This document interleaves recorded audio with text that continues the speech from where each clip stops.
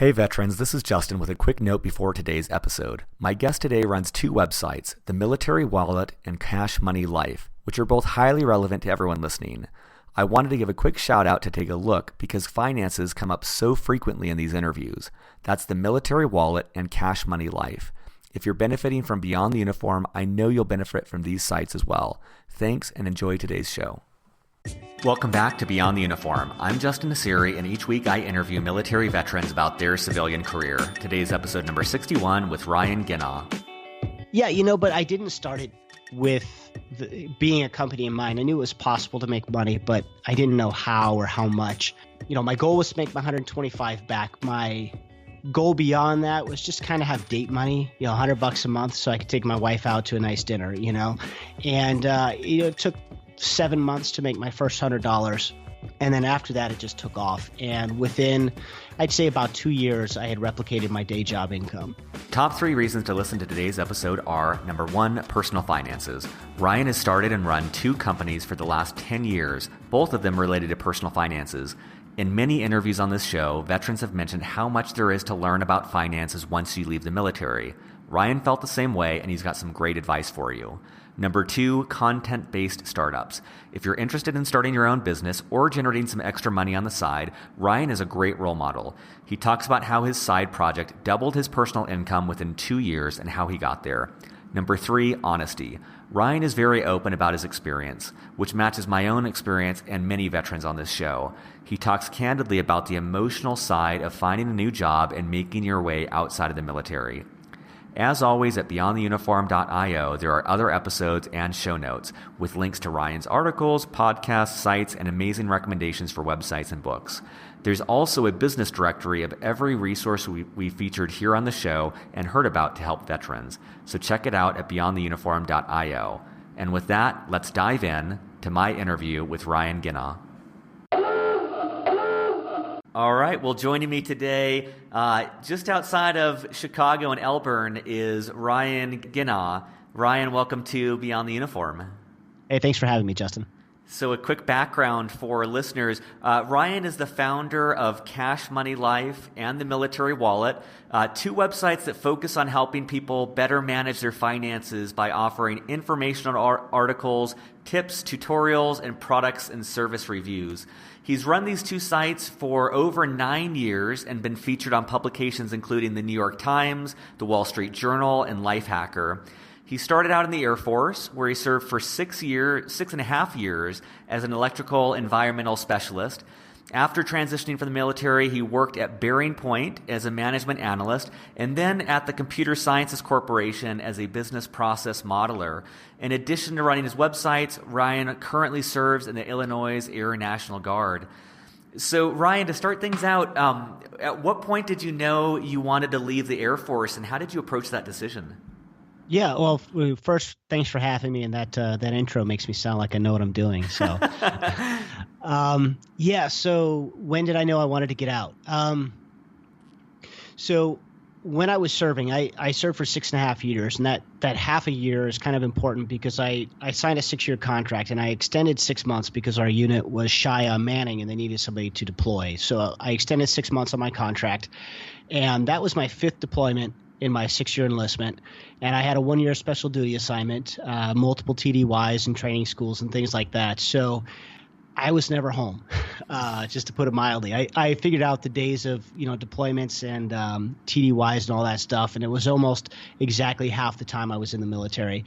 So that was kind of the push I needed to get out the door. I had earned my degree while I was on active duty. I did a year of college before I joined. I took some online courses and correspondence courses and things like that to complete my degree.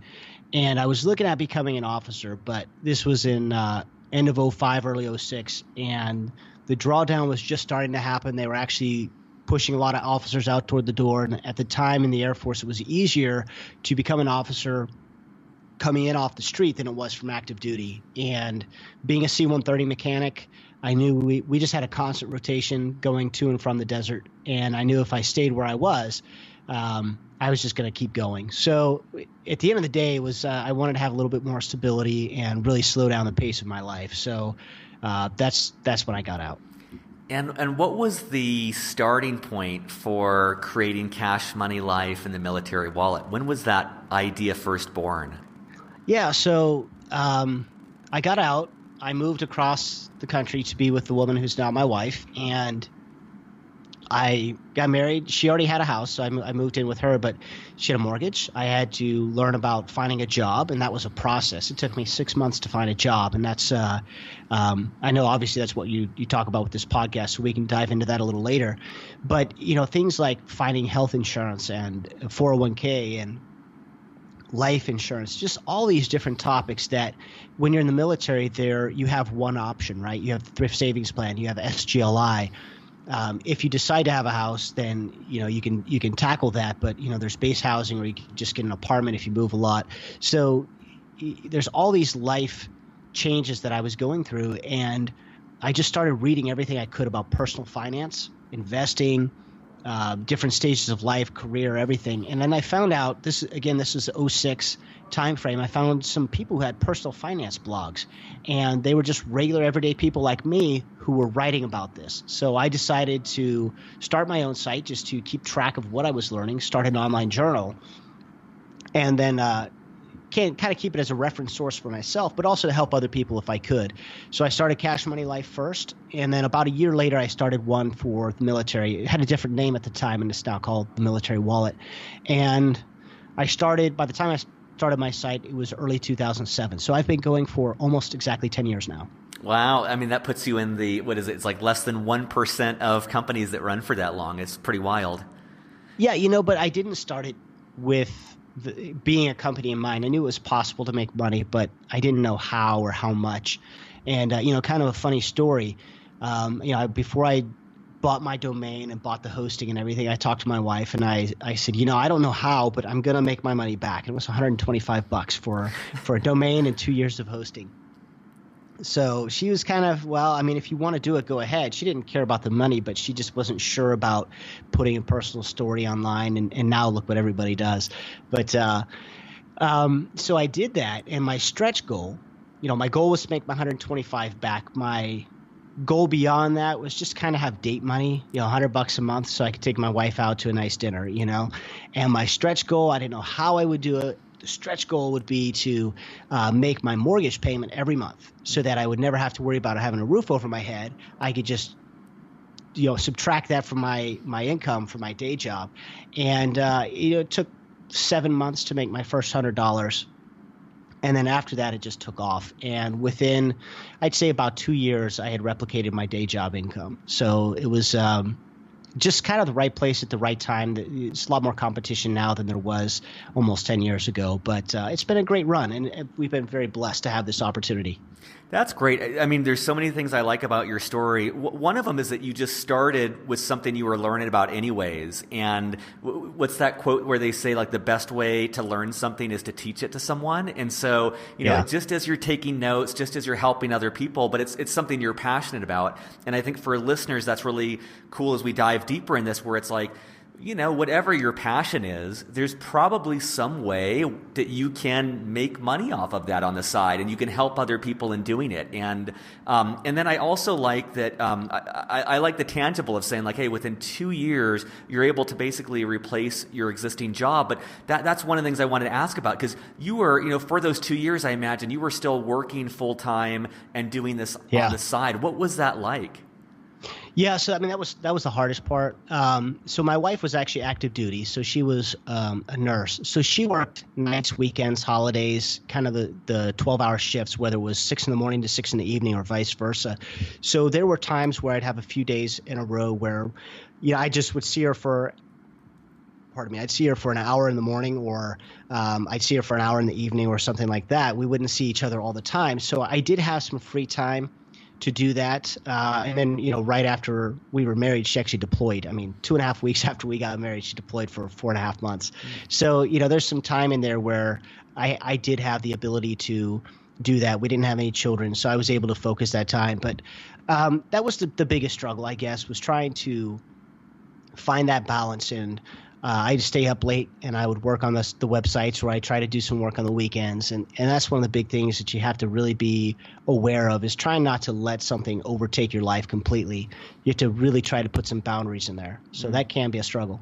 That's great. And let me actually back up, because I know that you mentioned at the start that initial job search and kind of it took time, and that led you, I believe, to Bearing Point. I'm wondering, what was that initial job search like? And do you have any advice for other veterans in approaching their very first job out of the military? Yeah, so the biggest struggle I had was more of the emotional struggle, and that's something a lot of veterans and a lot of people in general won't talk about. So when you're active duty, you serve 4 years, you serve 20 years, however long you serve, that's been your life for the last several years. And wherever you are, you're going to be at a certain level. And I was an E5, but I was leading a shift. So I had anywhere from 2 to 5 people under me, and I would assign jobs and tasks, and I would manage them and make sure they happen. And there was something very tangible. At the end of the day, we saw the aircraft take off, right? So you see the results of your efforts.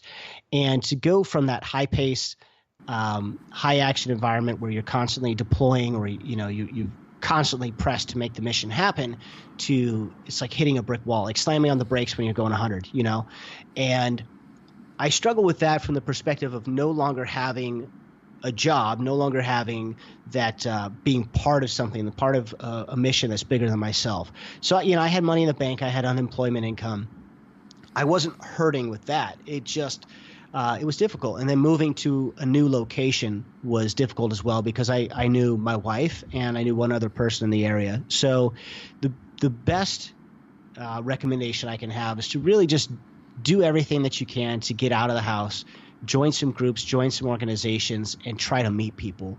The more that you have, the bigger network that you have, the easier it's going to be to find interviews, to learn about job openings, to share who you are. And when people know you, they're going to be more likely to say, hey, come out here and maybe interview for this, or maybe we've got this temp job. So that was the biggest struggle. My second job, I was already employed, and it was one of my former coworkers had moved to a different company. He said, we have this opening. I think you'll be a good fit. Why don't you put in your resume? And that's because I already had that network in place. So the bigger network you have, the easier it's going to be to find a job. That's great, and I appreciate your willingness to share and be open and vulnerable about that. And I know that that's the case for most people, especially when you're trading an extremely tight network of friends that's like family. You're changing a location, a job, a career path, finances, like everything, and most people are like you. I was in the same way, where you change your location, you change your network of people around you, you change what you're doing, you change every single thing, and that's a real challenge. And there's also that identity component then of saying, like, hey, I've taken off this uniform. Who am I now? What's my purpose? What am I about? And and I felt like when I was in the military, I was kind of left of center and kind of more civilian than most of my counterparts. And even still, it was a big struggle when I got out. And I think it's just that way for everyone. And that's another thing that I like about your sites, though, too. And we'll get into more detail about them, but. A common theme that comes up on this show is people talking about, like, yeah, I didn't know about finances. Like I didn't even know how much value the military was adding in taking care of all that. And then you get out and there's all of these expenses and all of these things you don't know about. And so one of the things I wanted to ask about is when did you make that decision to take that leap and say, hey, I'm going to just work full time on this now? Yeah, so again, it came down to the balance between family and work. So trying to remember the exact time frame. So my wife and I had our first daughter, and she had colic, right? So she never slept, and it was terrible, brutal experience. I don't wish it on anybody. So she would scream most of the night, and I remember just holding her, bouncing her as I'm going up and down our stairs. We lived in a townhome, and we had a 2-story townhome and a basement, and we would go from the basement to the top level and down dozens of times every night, just bouncing her, walking with her, soothing music on, anything we could do just to try to stop the crying and the screaming and that kind of thing. And I was just drinking coffee all the time. I didn't drink coffee until we had her. You made it all the way through the military. But then I was drinking, caffeine with lunch, and then I'd come home and have caffeine. I'd try to do my business in the evenings, and then I'd get a couple hours of sleep and just hit the replay button for, 6 months. And then, I talked to my wife and we prayed about it. And I said, look, I can't keep doing both. I can't do the business and I can't do this job. And thankfully, we were in a position where we were well off financially. She and I got married a little bit later. We were mid-late 20s kind of, and we didn't have any debt other than our mortgage.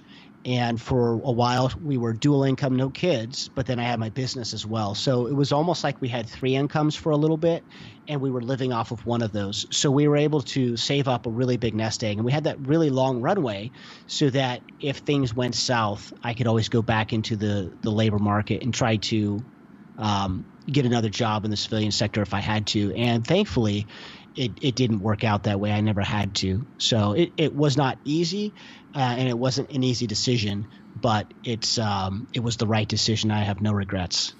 I love that too, because I think a lot of times people assume that entrepreneurs are embracing risk and just these reckless people. And a lot of the people I speak with, and the more I read, and from my own experience, entrepreneurs very oftentimes are very risk averse. And I love in your story that you were very smart about this. You built up your savings, you built up a cushion. My wife and I talk about this because she's an entrepreneur as well, of like, we want to always have the freedom to choose what we're doing, and therefore we make different decisions financially of saving up money so that we can have that luxury of being able to choose what we do and where we work. And I've heard advice before that I think is pretty sound, which is like, if you're starting something, you want to have almost like a 9-month runway of just having enough, 6 to 9 months where you don't need income, where you can really get something off the ground. And that seems like, in your case, it took 2 years. And in many cases, it takes even longer than that to be generating a decent or significant amount of revenue. And one of the things I wanted to ask about, I probably should have asked this at the very start, but how would you explain for listeners Cash Money Life and the military wallet and the different things you do there? How do you structure your week? Like, how do you spend your time? If we were to look at a day or a week in your life, how do you break down where you spend your time? Yeah, that's a super good question, and one that I don't execute as well as I should. So one of the biggest mistakes I made as an entrepreneur was not treating my business like a business from day one. As I mentioned, I treated it like a hobby, and it was a hobby, and I learned to make money from it, but it was play money, it was fun money until it wasn't. It became a livelihood, but I really built in some less than ideal habits, if you will, of not being as structured or methodical as I could. And had I built my site out with a lot of systems and structures in place from the beginning, I would probably be a lot further than where I was. On the flip side, I would also have a job versus a lifestyle business. And there's a huge delineation between the two. Is it something that I want where I can take time off and do things with my family? If I need to take a week off, I can. Or is it something where I need to be in the office 9 to 5 every day because I have a staff? And over the years, it's been a decision to keep it as a lifestyle business. So I haven't been as methodical as I should be, but I'm getting to the point where it's grown beyond what I can do by myself. So I'm actually in the process of going through and trying to hire a couple people here and there to really help with some of the operations that I have. So I don't really have a set schedule. I try to do some things as they come, and I try to have some things planned out. So it's a little bit of a mix. In terms of how I decide what I'm going to write, it's a little bit of a mix. Some things are very well planned out, and I try to do those, plan them out in advance. But there's other times where if I get a lot of emails asking the same question, well, then I'll say, hey, I've got to write an article about that because that's going to fill a need for our audience. And I'll put that out there. And then sometimes that leads down the rabbit hole, and then you do another and another. And then other times it's, when I joined the Air National Guard, I had never had any experience with Guard Reserves. So this whole new genre of material opened up because I had experience with it. And these were questions that I had. Turns out a lot of other people had these questions as well. So if a lot of what I do is I scratch my own itch, or if somebody keeps pestering me, or if I notice the same questions over and over, then I'll dive in and do that as well. If you had like a pie chart, and I'm just coming up with three kind of arbitrary buckets, and if Sure. I'm wrong on this, correct me, but I'm wondering, like, if you were spreading your time between creating new content, maybe like managing emails and corresponding with people, and then promoting the content, like actively growing your audience, what's your typical breakdown between those three, or what would you add to those categories?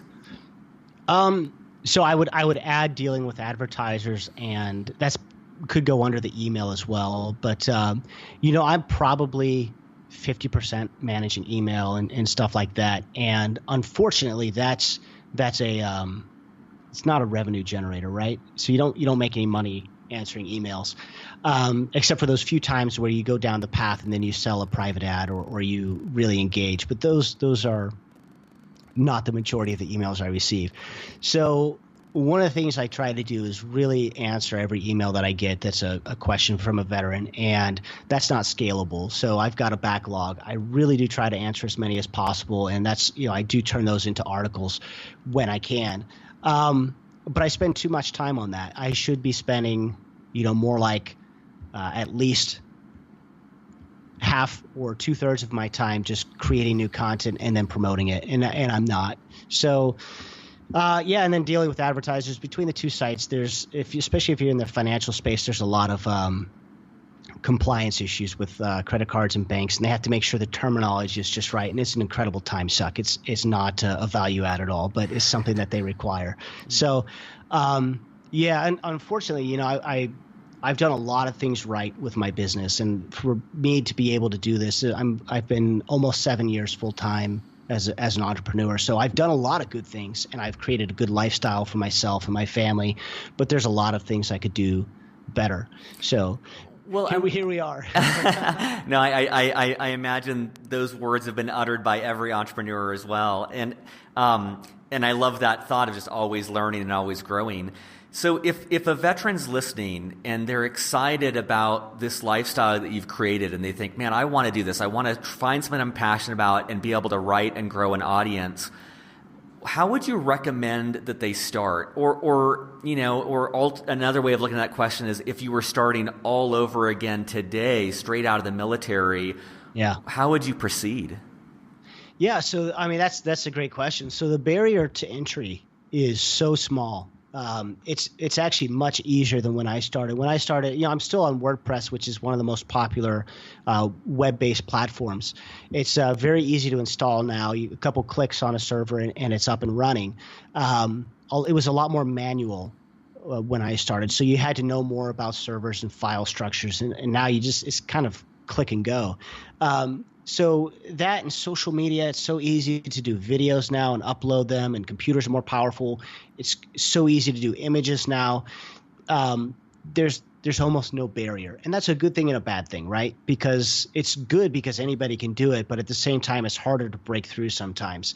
So what I would do today, or what I would recommend, first of all, unless you've got a long runway, like you mentioned, you're probably going to need a way to make money right away. So I would recommend most people don't get out of the military on day one and say, I'm going to start a website because this guy did it and I'm going to be making money and supporting my family within 3 months. It's probably not going to happen. It could. There's people out there who have done it, but unless you've got that experience and you know how to do viral marketing or some other things, you're probably not going to do it right away. So I would secure your family first, take care of yourself, take care of your family, and then I'd find something you're passionate about. For me, I was learning about taking care of myself, my family, learning about money and investing, and learning about military benefits, and then I wanted to share and help other people. So if you can find a topic that you're passionate about and you can help other people, then you're well on the right path. I think it was Zig Ziglar, and I'm probably going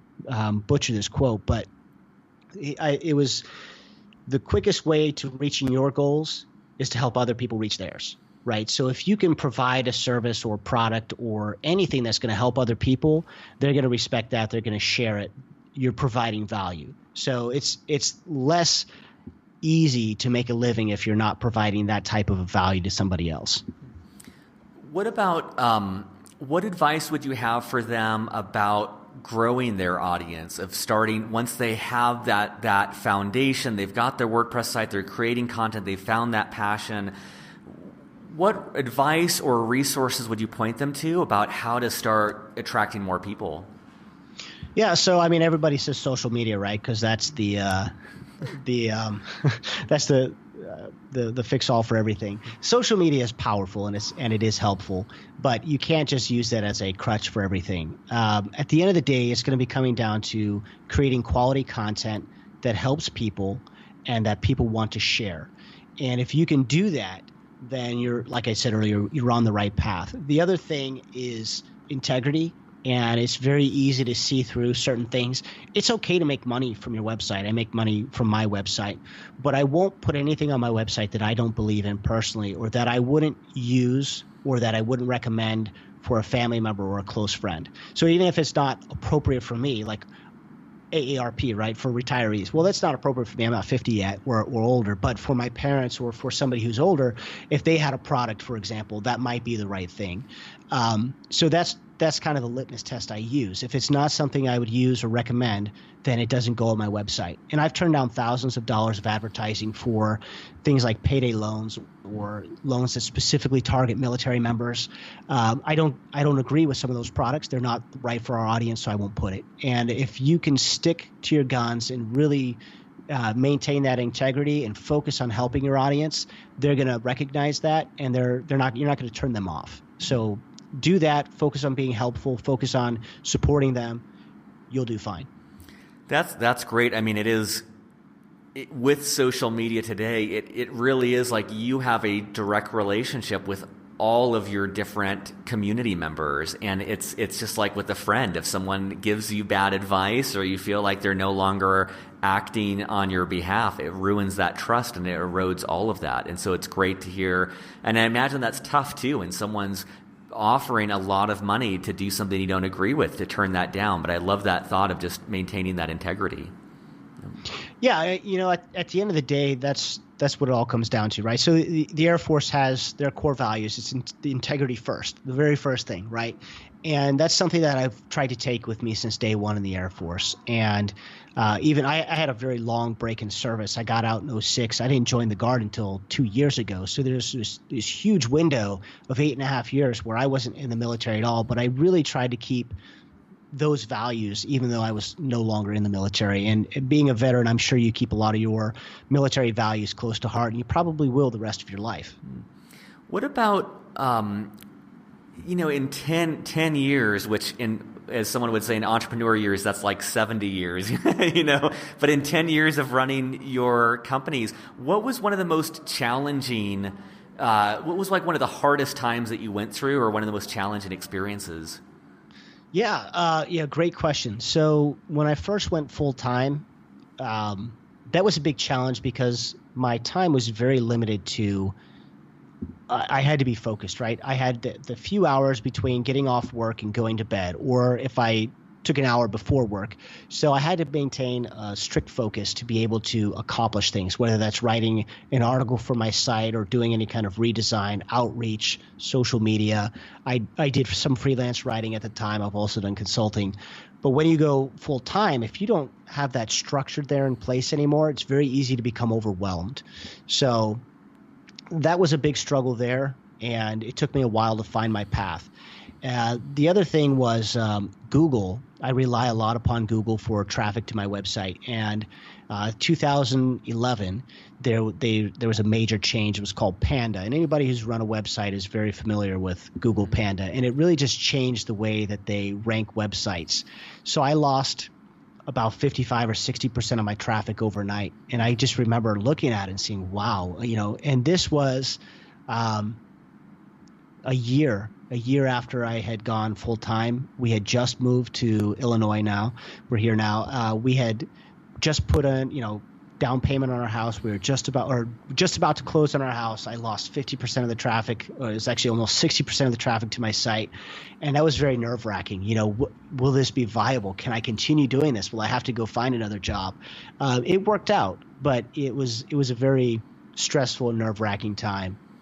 So those are probably two of the biggest challenges. Yeah, I mean, it's it takes so much courage to do what you did, which is bet on yourself and believe in yourself and be your own employer. And then so shortly after that decision to feel like the nature of the game has changed and the rug's been pulled out underneath you. I imagine that was like just very nerve-wracking.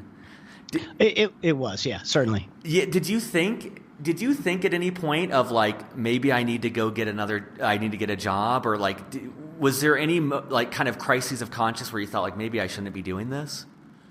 I was nervous, but mostly I was nervous for, like my wife and my children. We had, my daughter was about 1.5 years at that time. Because I had been doing it full time for about just over a year.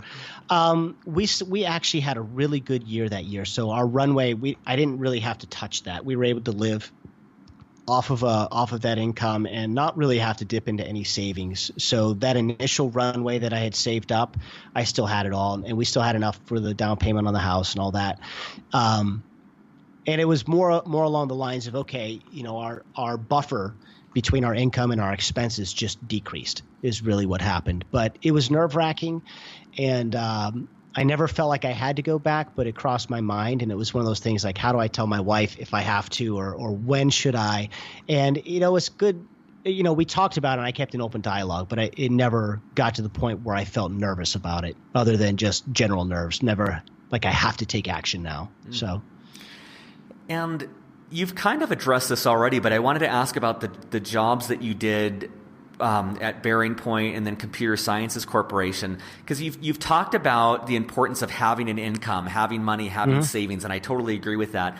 I'm wondering if you were to go back in time, or if you were to recommend to a veteran getting out right now, is there any jobs in particular where that might be more beneficial for them? Like, I'm wondering, was consulting a great option where you were making money and learning something that's helped you in your current in running your own company? Or is there a direction you would point people towards of like, hey, this job, you might make money and you might acquire this skill that's going to be really essential for you? Yeah, that's a great question. So I was an aircraft mechanic, and I wanted to do something different when I got out of the Air Force. So my degree is from Embry-Riddle Aeronautical University, and it's professional aeronautics, which is essentially an aviation management degree. So I had the wrench turning experience. I had kind of a white collar degree, and I wanted to just get out of the working nights, weekends, holidays, working in the cold and the rain and the heat and all that. And I wanted to get into an office environment because I just craved that kind of stability in the schedule. And that's something I had never had. So I really focused on finding that type of a job more so than looking for any specific skills. But it did give me some interesting skills because I worked at headquarters AFMC, which is it's at Wright-Patterson. It's Air Force Materiel Command, which is logistics headquarters. So I was able to work on some data mining and building databases and things like that, doing a lot of Excel spreadsheets. And I learned a lot with Excel and certain tools, and learned how to do big picture analysis. And that's very helpful when you're dealing with things like analytics on, Google or your websites. But I wasn't strategic in trying to build something for an entrepreneurship because I didn't have starting a website in mind when I left the military. It started as a hobby. It wasn't intentional. So my recommendation is, for me, I kind of lucked into where I am now. I started as a hobby, and I was able to turn it into a business, and it's done very well, and we've been blessed with it. But it was not an intentional movement. So I would look at where you're planning on going, right? So if you have an idea of what you want to do when you leave the military as far as starting a business, then I would try to find employment that's going to be in line with that as much as possible. If you just know that you want to do something with a business, but you're not sure what you want it to be, then I would go with where your interests and your professional skills will take you as far as your job search goes, because that will help you find the job the fastest. And then from there, if you have that stable 9 to 5 or whatever type of job it is, if you've got that stable income, then you can use your spare time to really branch out and figure out what you want to do as far as an entrepreneur goes. That's great. And And where are you learning from now? I'm just wondering if there's any podcasts or websites or programs. Like, how do you continue to learn as you continue to grow your business? Yeah, great question. So now I've got a mastermind group. Now, when I started, I didn't know anybody in the space who did this. So I would read, forums and websites and things like that. But now I've got a group. We've got a small group on Facebook that we communicate with. And we also get together once a year outside of just what we're doing. We just meet up in some random city. We've done St. Louis and Vegas and Dallas, and last year was Orlando. It's a lot of fun. Get 10 of us together, and we just talk about our business. What are we doing? What are our goals? What are the tools we use? How can we share? There's a conference I go to every year. It's called FinCon. It's a financial media conference, and that's held in a different location every year. A good friend of mine started that 6 years ago. And that's a great place to go to learn from like-minded people, learn about podcasting or videos or the websites, a lot of Facebook groups. And I read a ton. I read business books. I read websites. I do listen to a lot of podcasts. So, anytime you're going to be in any kind of entrepreneurial pursuit, you can never stop learning. It doesn't matter what it is that you're doing. You're always going to be able to learn something that can improve your business, whether it's marketing, whether it's operations, whether it's hiring people. There's always something that you could do either better or more efficiently, or something that you haven't even tried yet that you don't know about until you start learning about it. Any particular books, podcasts, and websites come to mind? Yeah. So, I'm in the digital marketing space. So obviously there's Pat Flynn from Smart Passive Income. And he's really good for anything digital marketing. If you're building a website, podcasting, building apps, he's really great on the marketing and the how-to and that kind of stuff. Really nice guy, very generous with his time and his knowledge. If you're just learning about entrepreneurship, there's a podcast called Entrepreneur on Fire by John Lee Dumas.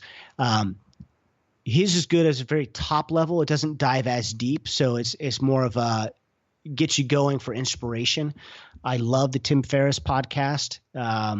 His is more of a I don't know how to describe his, but he interviews people about what makes them tick and some of the tricks and things that they do to have what they've done to become successful and great. As far as books go, man, I read several dozen books every year. So it's sometimes I'll just, if I can find one or two or three little tips out of a book, then it's worth the price of admission. So those are kind of the top level things that I do.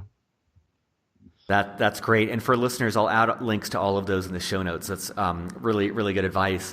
I also wanted to bear in mind that you've got this wealth of knowledge around veterans and finances, and I just wanted to make room that, like, knowing that you have an audience of veterans listening to this show, of course, and we'll add notes to show notes for people to check you out on Cash Money Life and the Military Wallet.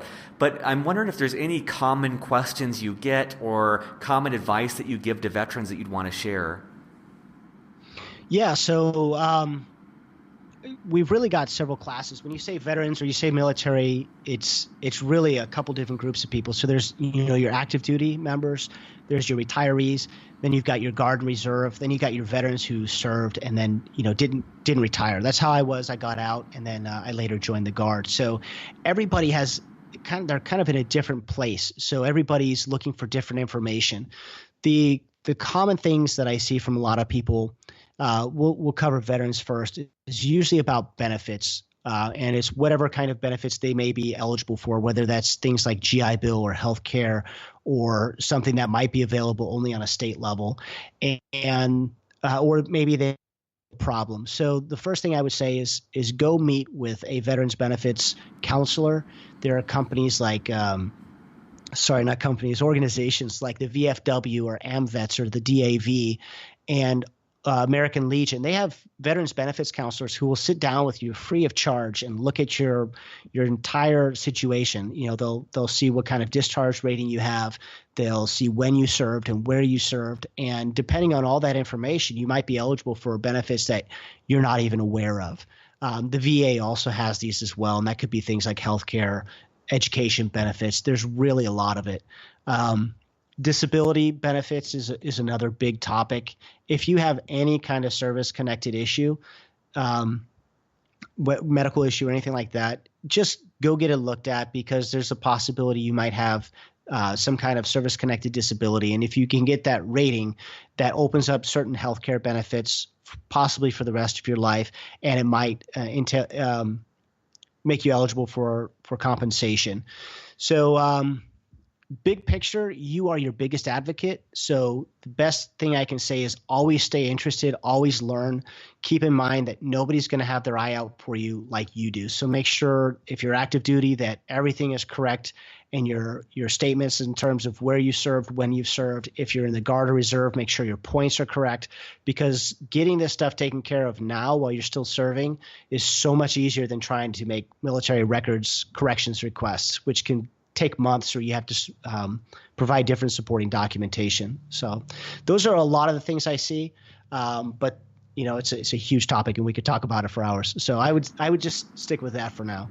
And I think that the better takeaway is there's a tremendous amount of knowledge here, and so that's why Cash Money Life and the Military Wallet both exist. And so I think that that's a good teaser to say check that out more and listen to the podcast, because there's a lot to learn. One thing I wanted to go back to, and I'll have to reveal some ignorance here. So you mentioned a mastermind group, and for some reason, This is like the second or third time this month I've heard that word. Is that a specific program, or is that just a general term to say like a group of people with which you network? And I'm curious how you went about creating and forging that group. Yeah, so it's the latter. It's not a specific program. A mastermind can be whatever you want it to be, but basically it's a generic term that means it's a group of people who are like-minded, usually in a similar state. Not state as in physical location, but kind of a similar place in their business. And it doesn't have to be the same business either. But in our case, there's about 10 of us. We're all bloggers. Most of us are personal finance, but there's a couple guys who are outside of the personal finance space. And, most of us have been doing this for 5-10 years. And most of us, our income is at a certain level. So we're all kind of dealing with the same issues. And by having all of us together, we act as a resource for each other, a support for each other, kind of like mentors, although, a mentor could be in any direction, right? So a mentor could be somebody who's, way older than you and has been, a multiple entrepreneur where they've started and sold several businesses, that kind of thing. In this case, it's just friends, and we're friendly. We get together, we share information, we help each other. It's just incredibly valuable. And the more you can network and build that kind of a community, the further you're going to go. And that's just it's just the support and knowing that other people are going through the same things that you are. It's tremendously valuable. That's great. And I hope listeners see that trend where you are constantly learning, constantly growing, going to conferences, surrounding yourself with people who are aspiring. And I think that's so essential on this path when you're forging your own way of constantly learning and surrounding yourself with people who make you better and make you stronger. I think that sense of community is so vital.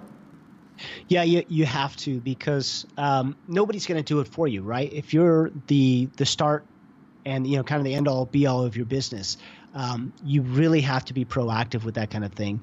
I've just I aired all my dirty laundry. I've made a ton of mistakes, right? I'm not a perfect entrepreneur, but I wanted to share those mistakes that I've made so other people can see, even though he has made some mistakes, he's still been able to support his family and build a business and build something he's proud of. And all of that is true. You don't have to be perfect from the start. You don't have to be perfect throughout. You have to do your best, though, and you have to continually grow, because if you don't, you're not going to be able to survive the changes. The web is, in my case, the internet is constantly changing. But if you have a brick and mortar business, well, that's constantly changing too. You look at the different companies out there, like the Amazons of the world or the Walmarts, or people who are bringing in manufacturing from overseas. There's always going to be something changing with your market or the competition, or it could be tax laws that changed. It could be always be something. So you need to stay on top of that. You need to be constantly learning and growing so that when these changes happen, you can find a way to adapt. And the faster you can adapt, the more likely you're going to be to survive. I think that's exceptional advice. Well, I always like to keep the last question as open-ended, and I've asked a lot of specific questions, and you've provided a lot of value. I'm just wondering, knowing that you have an audience of veterans and people on active duty listening right now, anything that we haven't covered, either personally or professionally, that you'd want to say to them, or advice you'd want to pass on? Yeah, find a mentor. That's a mistake that I made early on, and the other is to not be afraid to ask for help. So one of the biggest things I alluded to is that I've tried to do it all myself, and I mentioned that I haven't been as methodical as I could or should with my business, and a lot of that stems from not hiring well and not managing well. And a lot of that comes down to things like systems. I haven't had good systems in place. And I'm creating those now so that I can hire somebody and bring them in, and there will be standards in place that they can follow. And I'm really setting them up for success as well as myself. So if you can find a mentor, somebody that you can go to and ask questions, and if you can have that, I'm okay with asking for help and hiring people, those two things can really help you take your business to the next level. And the faster you can do those things, the faster you can grow your business and hopefully be able to scale that business. Well, this is great. Well, I appreciate not only your time in speaking with me today and the audience today, I appreciate the way in which you've built businesses that are helping veterans and giving back to the community. And then I just appreciate also the role model you are, and someone who went out and built a life and built a business and built a way of being in the world. I think it's really inspiring for people to see the courage that took, and that it paid off for you, and that you are living this dream that so many of us have of running and owning our own business. Thanks, Justin. It's been a tremendous blessing to be able to do this for my family, but not only to be able to have the business to support my family, but to give back to the greater military community. It's tremendous. I get a lot of emails and thanks from veterans, and when you can provide a service for other people and make a living doing it, it's incredibly rewarding. So it's been a blessing. Thank you. Surface.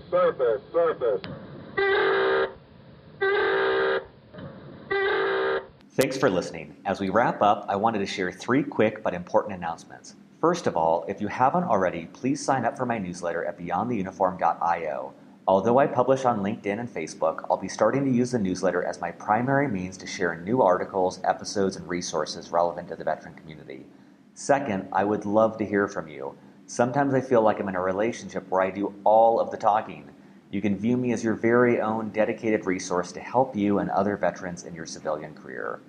Have feedback on what I can do differently? Let me know. Someone in particular you want me to track down for an interview? I'm all ears. Know of another way that I could help the veteran community? I'm dying to know. You can find me on LinkedIn, comment on any post at beyondtheuniform.io, email me at justin@beyondtheuniform.io, or if you're in the intel industry, I'm sure you can track me down in some super creepy way. However you do it, take me up on it. I thrive on feedback. Lastly, a quick plug for a few resources I think would benefit any veteran. American Corporate Partners and Service to School both provide free assistance to any veteran. American Corporate Partners pairs you with a mentor in your desired industry, and Service to Schools finds a mentor at a suitable undergrad or graduate school program to help you with your application. Check them out. As always, tons of great content and resources available at beyondtheuniform.io. I'm Justin Nassiri, and I'll be back soon with more great episodes.